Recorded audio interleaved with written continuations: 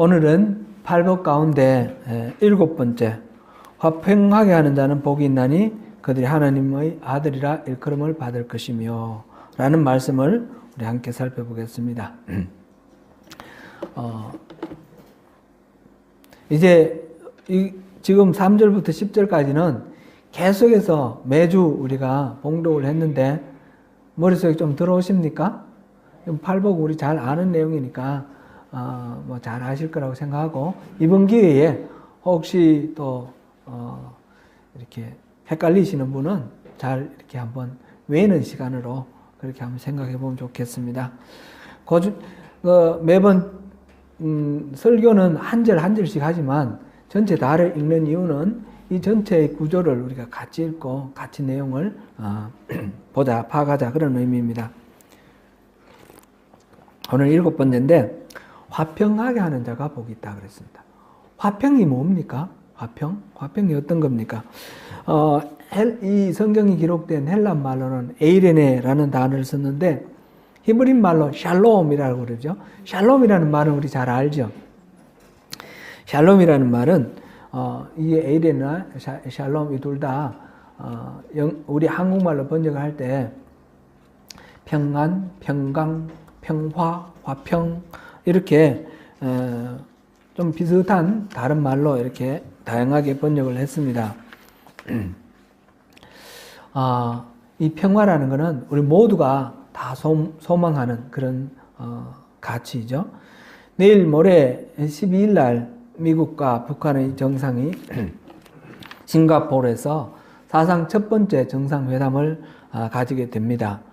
북한의 그 핵무장을 계기로 해서 긴장이 아주 날카로워졌다가 이제 두 나라의 정상이 만나면서 평화 체제로 변환하게 되는 그런 상황입니다.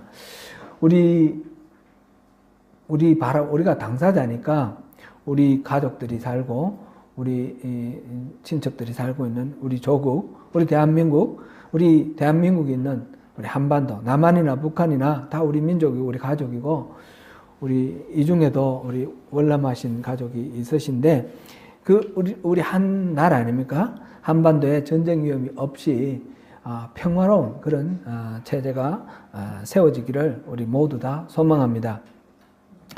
남북한의 그 상태는 지금까지 53년부터 지금까지, 그러니까 65년 됐나요?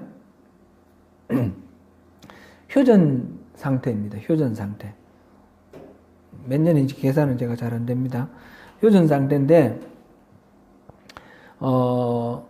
이 상태가 이제 종전 선언하고 평화 협정 체제로 바뀔 것이다, 이렇게 이제 추정을 하는데, 평화 협정 체제로 바뀌면 휴전은 전쟁을 쉬고 있는 거고, 종전은 전쟁이 끝나는 거고, 평화 협정은 더 이상 전쟁하지 않겠다고 약속하는 그런 상태죠.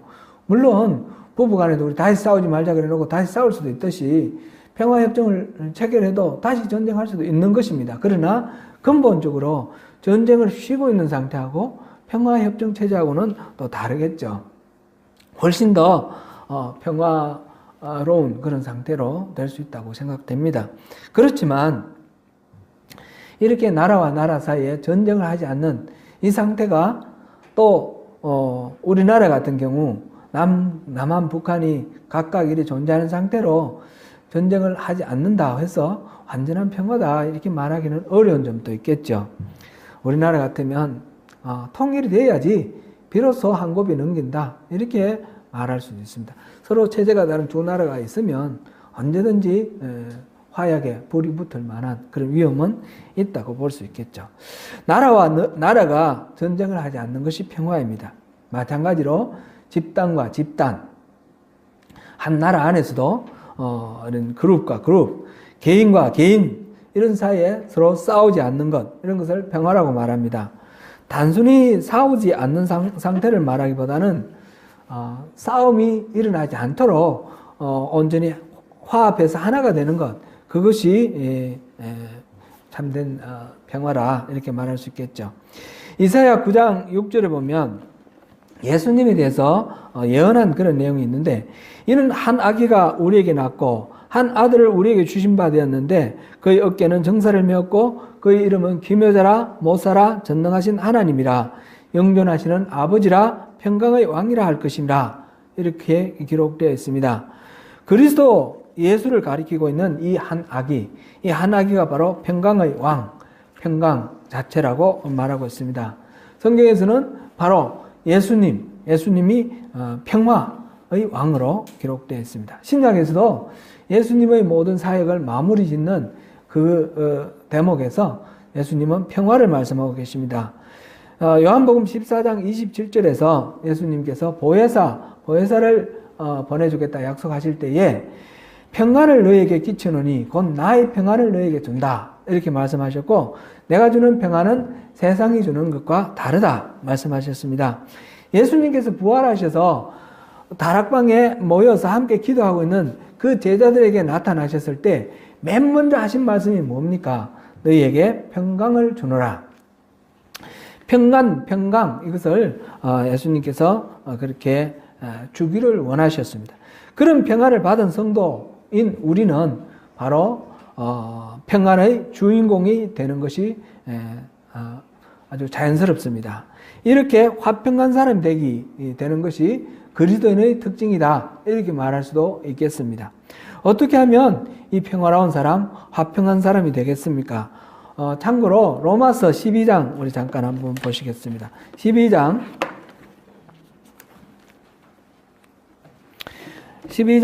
14절부터 21절까지가 그리스도인의 생활 속에서 평화를 이루는 방법인데, 그 중에서 17절, 18절을 우리가 읽어보겠습니다. 같이 읽습니다. 시작. 아무에게도 악을 악으로 갚지 말고 오직 사람 앞에서 선한 일을 도모하라. 할 수 있거든 너희로서는 모든 사람과 더불어 화목하라. 아멘. 사람이 살다 보면 의도하지 않더라도 남에게 상처를 주는 경우가 있고, 또 예상하지 못하게 남으로부터 상처를 받을 경우가 있습니다. 상처를 주고받는 것, 이거는 원하든 원하지 않든 인간사에서는 언제든지 있을 수 있다는 것을 우리가 인정을 해야 되겠습니다. 이 상처에 대해서 우리가 어떻게 반응하느냐, 이것이 우리 삶을 평화롭게 지키느냐 그렇지 못하느냐의 중요한 관건인 것 같습니다. 우리가 상처를 상처로 반응하면 우리 영혼이 깨어지는 것, 우리 영혼의 평화가 깨어지는 것을 우리 수도 없이 우리가 경험합니다. 우리는 본질적으로 쉽게 상처받는 그런 존재입니다. 그러므로 서로 상처 주지 않도록 많이 조심해야 되고 서로를 존중하는 것이 필요합니다. 주님이 주시는 평안을 공급받는 사람은 상처에 대해서 건강하게 반응할 수가 있습니다. 상처를 주는 사람에게 지지 않는 방법으로 그렇게 대응하는 것입니다. 그거는 상처를 줄 때에 상처를 받지 않는 것입니다. 어떤 랍비에게 어떤 사람이 심하게 저주하며 모욕하는 일이 있었습니다. 그런데 그 랍비는 아무런 표정도 없이 덤덤히 듣고 지나갔습니다. 제자가 옆에 있다가 그 소리를 듣고 너무 참 화가 나서 선생님에게 물어봤습니다. 선생님, 왜 아무 말도 하지 않고 듣고만 있습니까? 그랬더니 그 랍비가 말했습니다. 누가 자네에게 어떤 물건을 가지고 와서 주면 자네가 만약 받지 않으면 그 물건은 어떻게 되나? 그랬더니 그 가지고 왔던 사람이 도로 가져가죠. 그렇게 대답을 했습니다. 그랬더니 그렇지, 저 사람이 내게 준 것을 나는 하나도 받지 않았어. 상처 주는 상대방의 의도대로 넘어가지 않는 것, 이것이 상처받지 않는 것, 이것이 바로 나의 평화를 지키는 방법입니다. 악을 악으로 갚지 말고 선으로 갚으라 하는 것이 이 로마서 말씀입니다. 물론 쉽지는 않습니다. 그죠? 쉽지는 않으니까 하나님이 그렇게 내 평화를 지킬 수 있도록 도와달라고 우리가 늘 성령을 구하고 그렇게 주님을 바라보며 살아야겠습니다. 그런데 예수님은 단순히 말썽이나 탈이 없는 상태를 화평이라고 말씀하지 않았습니다. 마태복음 10장 34절을 우리 같이 한번 읽어보겠습니다.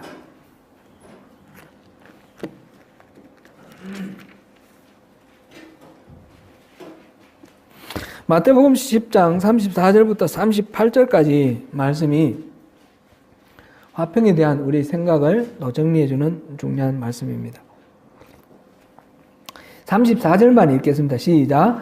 내가 세상에 화평을 주러 온 줄로 생각하지 말라. 화평이 아니요 검을 주러 왔노라.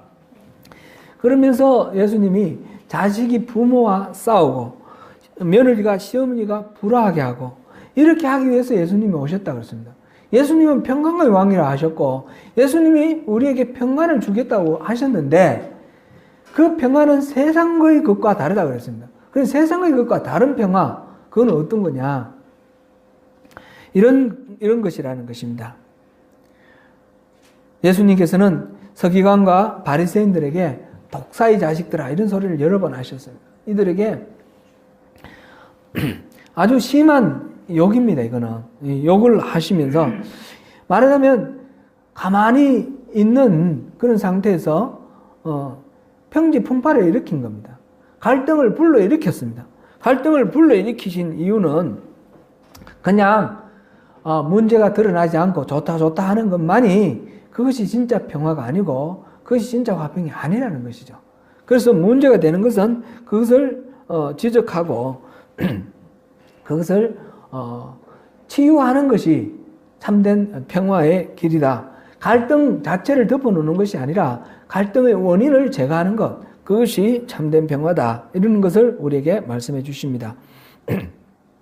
그래서 평화라, 화평이라, 모든 사람하고 화목하라 이렇게 말할 때 그냥 세상 사람들하고 두루두루 친하고 이 사람하고도 친하고 저 사람도 친하고 이런 상태로 무난한 이 처세를 잘하는 이런 거를 말하는 것이 아니라는 것을 우리가 알 수 있습니다. 인간 사이의 갈등의 원인이 뭡니까? 서로 생각이 다르고 이해관계가 다르기 때문인데 이 이해관계가 다르고 생각이 다른 사고방식이 다른 그 근원에 뭐가 있습니까? 그 근원에는 바로 인간의 죄성이 있습니다. 자기중심성, 인간의 타락이 있습니다. 하나님과 화목하고 있던 그 상태에서 벗어남으로써 저마다 자기중심으로 모든 것들을 판단하고 평가를 하고 생각을 하는 그런 것이 있기 때문에 사람들과 사람들 사이에 갈등을 합니다. 그래서 이 갈등의 근본적인 원인은 하나님과의 이 불화를 회복하는 것으로 가능합니다. 하나님과의 관계가 회복될 때에 참된 평화가 우리에게 돌아옵니다. 그러므로 우리는 이런 어려움이 있을 때 저마다가 하나님을 바라보고 하나님 뜻이 어디 있는가? 하나님이 기뻐하시는 것이 무엇인가? 그것을 우리가 찾을 때에 참된 화평을 누릴 수가 있게 됩니다. 그리고 예수님께서는 화평한 사람에게 복이 있나니라고 말씀하지 아니하시고 화평하게 하는 자에게 화평하게 하는 자가 복이 있다라고 말씀하셨습니다. 그러니까 단순히 그냥 아무 일 없이 그냥 좋게 지내가는 그것으로 만족하지 말고 그 근본 원인을 제거를 함으로써 화평을 이루는 사람이 되라. 피스메이커가 되라. 그런 말씀입니다. 그렇게 할 때에 하나님께서 그 사람을 하나님의 아들이다. 그렇게 일컬어 주시겠다는 것입니다. 야고보서 3장 18절에서 야고보 사도는 이렇게 말합니다. 화평하게 하는 자들은 화평으로 심어 의의 열매를 거둔다. 이렇게 말씀하셨습니다. 화평을 심으면 이게 자라서 열매가 맺어지는데 그 열매는 의라는 겁니다. 의. 화평과 의는 이렇게 연결이 되어 있습니다. 지금 팔복은 이 첫째 복부터 넷째 복까지, 그 다음에 다섯째 복부터 여덟째 복까지 이렇게 나누어진다고 말씀드렸습니다. 심령이 가난한 자가 복이 있다. 그 다음에는 뭐죠? 애통하는 자가 복이 있다. 그 다음에는 온유한 자가 복이 있다. 이거는 우리 안에 있는 의를 드러내는 과정이라고 그랬습니다. 그래서 마지막에 우리에게는 아무런 의가 없다. 우리가 자랑할 것도 없고 우리가 내세울 것도 없다라는 것을 진정으로 인정하며 애통하면서 온유해지는 거죠. 온유는 자기가 능력이 없는 것은 아니지만 자기의 것으로 뭔가 하지 않는 것입니다. 절대적으로 하나님께 의지하는 것입니다. 그렇게 할 때에 의에 줄이고 목마른 자가 되는 것입니다. 그래서 왼쪽에는 자기의 의를 비워나는 과정으로서 완전히 비우고 의가 의에 줄이고 굶주린 상태로 그렇게 되는 것이고, 그 다음에 다섯 번째부터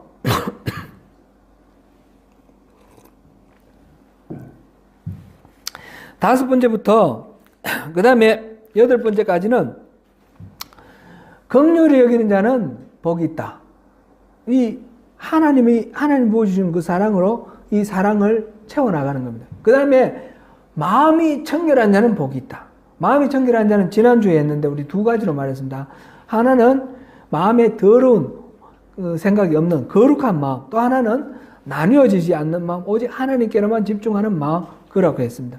그렇게 마음이 청결한 사람, 우리 마음이 하나님의 마음으로 들어가는 그런 과정입니다. 그 다음에 오늘 우리가 하는 것이 무엇입니까? 화평하게 하는 것. 하나님 주시는 평강으로 우리를 채우는 것. 하나님과의 관계를 바로 세우는 것. 그렇게 할 때에 이렇게 나아갈 때 화평, 그 다음 단계는 바로 의라는 거죠. 의가 이루어지는 것. 그 의를 이루기 위해서 우리가 많은 박해를 받을 것이고 핍박을 받을 것인데, 그럴 때 기뻐하라 하시는 것이 이 하나님이 예수님께서 팔복으로 우리에게 주시는 말씀입니다. 팔복 전체의 주제는 한마디로 말하면 의입니다. 이 의라는 것은 옳고 그릇됨이 없는 것을 말하죠.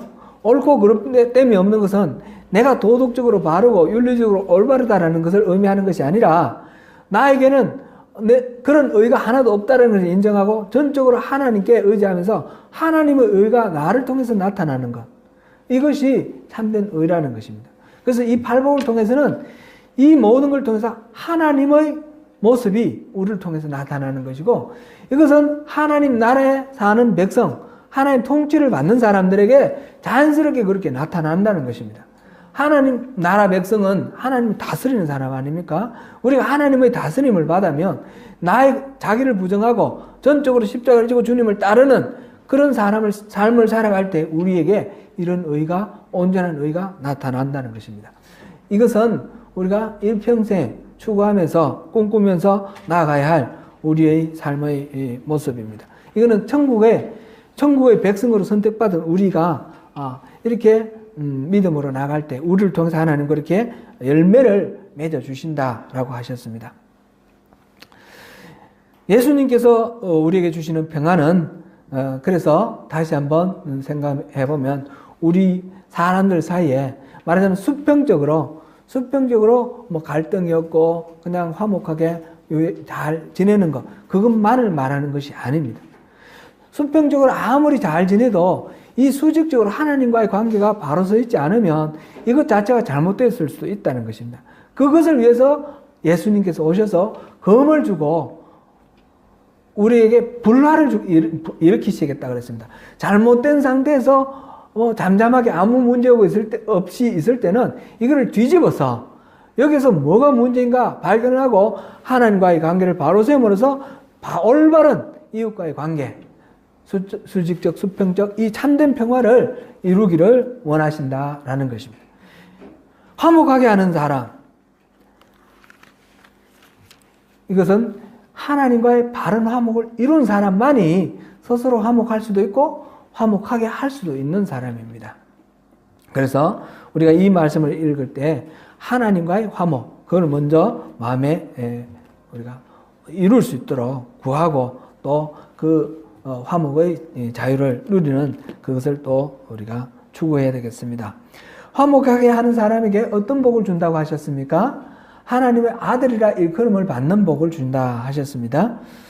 하나님의 아들이라는 말은 좀 이렇게 우리 여성분들 듣기에 조금 기분이 안 좋으실지 모르겠는데, 왜 아들, 딸이라든지 하나님의 자녀라든지 이렇게 말하지 굳이 아들이라고 말하셨을까? 여기 중간중간에 지금 하나님의 아들이라는 말에 이게 영어로는 children of God 그렇게 번역해 놨죠.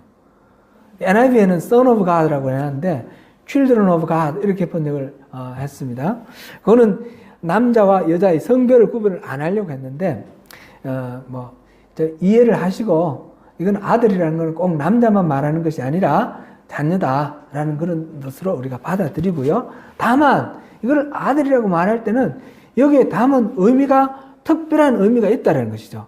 단순한 자녀로 아주 사랑의 관계를 맺었다 이런 차원 이상으로 아들이라 할 때는 상속자, 유산의 상속자라는 개념이 들어가 있고 또 아들이라 할 때는 닮았다라는 그런 의미입니다.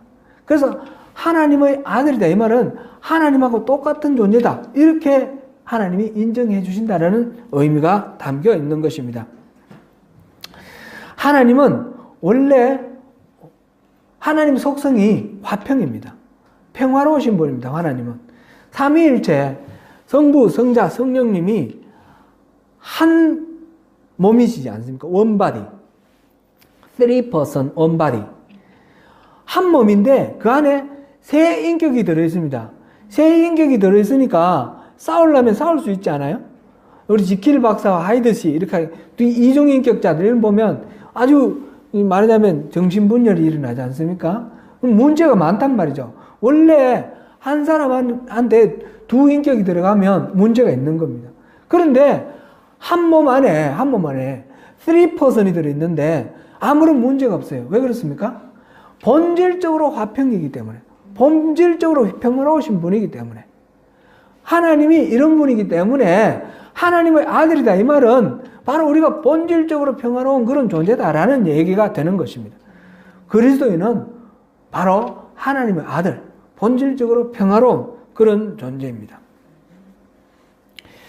에베소서 2장 14절부터 16절까지 우리 한번 읽어보겠습니다. 에베소서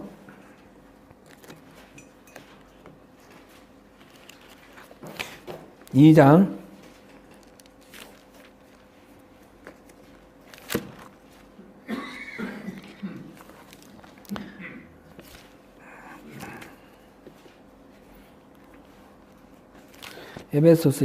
'제가 에베소서를 찾아놨는데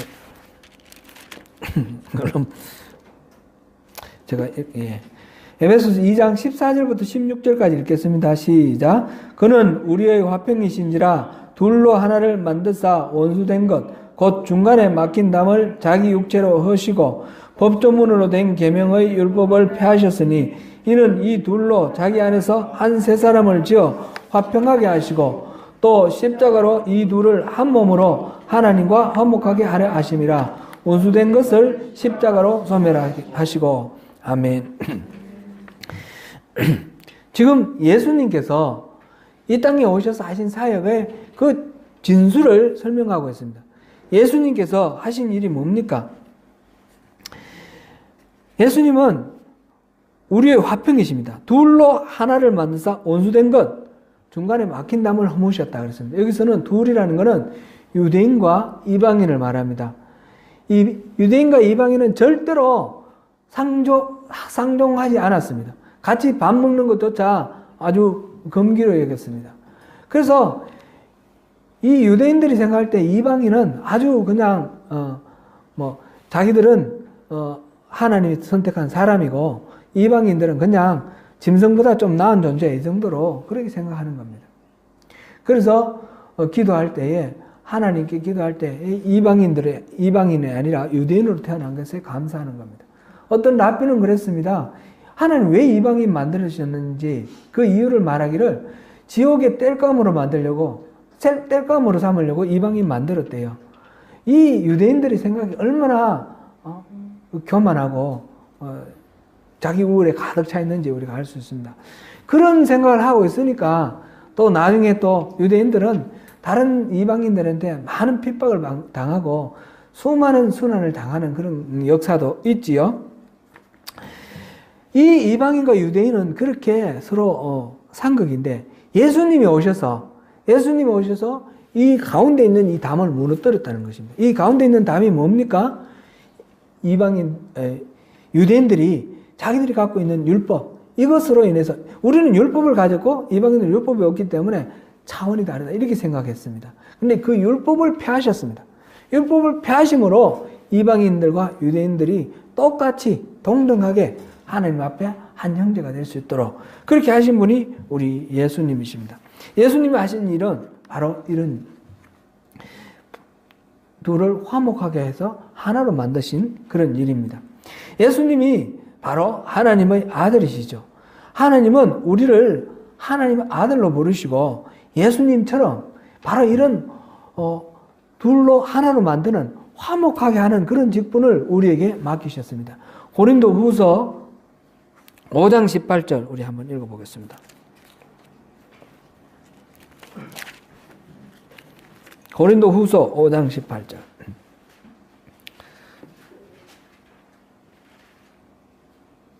시작. 모든 것이 하나님께로 났나니 저가 그리스도로 말미암아 우리를 자기와 화목하게 하시고 또 우리에게 화목하게 하는 직분을 주셨으니 아멘.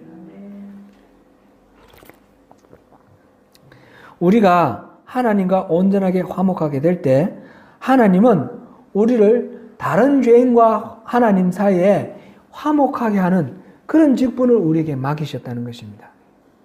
화평케 하는 거, 화평케 하는 것은 가장 궁극적으로는 바로 이겁니다. 우리가 하나님하고 온전하게 화평을 이루고, 그래서 하나님과 화평을 이루지 못한 다른 사람들을 복음을 전해가지고 하나님을 믿게 해서 하나님과 화목하게 만드는 것, 이것이 화평케 하는 궁극적인, 가장 그런 궁극적인 그런 목적입니다.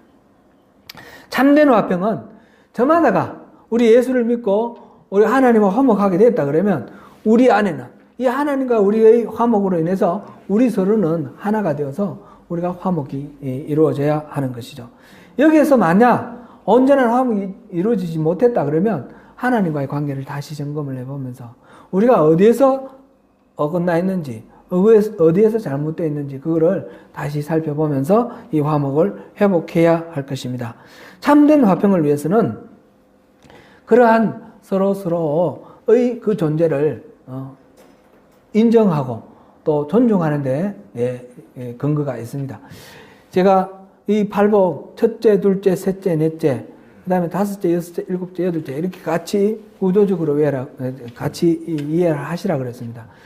그래서 셋째 복하고 일곱째 복이 바로 연결이 되는 겁니다. 첫째 복하고 다섯째 복, 둘째 복하고 여섯째 복, 셋째 복하고 일곱째 복. 이 셋째 복이 뭐였습니까? 온유한 자는 복이 있나니 땅을 기업으로 받을 것이다. 온유한 자, 이 온유한 자가 화평하게 하는 자, 화평하게 하는 자가 될 수 있습니다. 온유하는 자는 어떤 사람입니까? 온유한 사람은 다시 한번 그냥 마음이 부드러운 게 아니라 자기 자신의 의가 전혀 없다는 것을 깨닫고 자기를 전적으로 의지하지 않는 철저한 자기 부정에 들어가 있고 하나님 것으로 이렇게 나가는 사람입니다. 그래서 자기에게 뭔가 있어도 그것을 쓰지 않는 것입니다. 자기에게 능력이 있고 힘이 있어도 그걸 쓰지 않는 것. 그래서 잘 길들인 말 같은 것도 온유라고 우리 비유를 할 때 떠올리는 이미지 중에 하나죠. 말이 힘이 없는 것이 아니지만 말이 함부로 날뛰지 않습니다. 그 주인이 이끄는 대로 가는 것처럼 온유한 사람은 그 모든 것들을 하나님의 다스림에 맡겨놓은 상태, 그런 상태에 있는 사람이 온유한 사람입니다. 이런 사람이 화평을 이룬다는 것입니다. 그리고 자기를 내세우지 않고, 그러니까 절대로 온유한 사람은 누구를 정죄하거나 평가하거나 판단하지 않는 사람입니다. 김기석 목사님의 그 시편 강의를 이렇게 듣다가 보니까 이현주 목사의 시를 한 수 이렇게 소개를 했는데 너무 공감이 되어서 제가 이 자리에서 소개를 해드리고 마무리를 할까 합니다. 제목은 동행의 법칙입니다. 이 김기석 목사나 이현주 목사 같은 경우 다 감리교 목사님 중에 아주 참 훌륭하신 분인데 설교를 이렇게 여러분들 들어보셔도 많은 유익이 될 겁니다. 동행의 법칙 제가 읽어드리겠습니다. 태어나서 죽을 때까지 왼손은 왼손, 오른손은 오른손이다. 살아있는 동안 왼손은 왼손의 길을 가고 오른손은 오른손의 길을 가거라. 그리고 따로 놀아서는 안 된다. 사실은 따로 놀 수도 없는 신세다. 일을 할 때에 작은 일 따위는 각자 알아서 하되 무거운 항아리를 들 때에는 함께 힘을 모아야 한다. 그래도 맞잡지는 말아라. 두 손을 맞잡고서는 아무 일도 못한다. 하나님께 기도드리는 일 말고는.